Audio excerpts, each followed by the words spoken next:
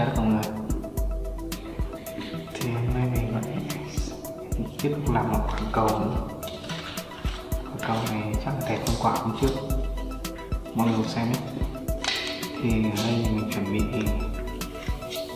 10 miếng vỏ bom.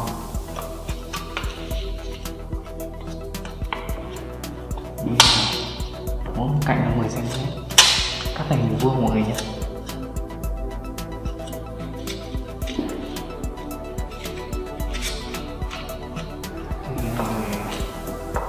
Chuẩn bị thêm một đĩa nữa, đĩa con.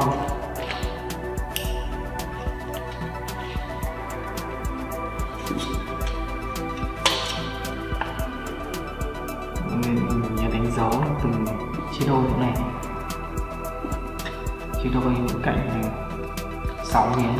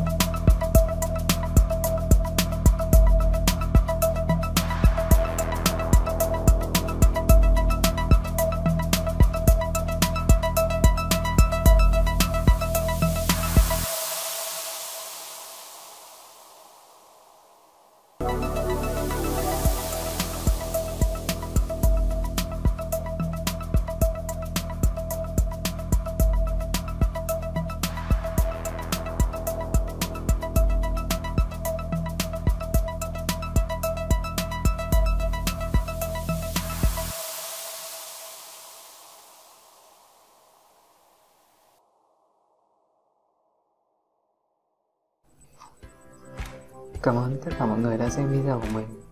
Mọi người nhớ ấn like và theo dõi kênh để ủng hộ mình nhé. Bye bye.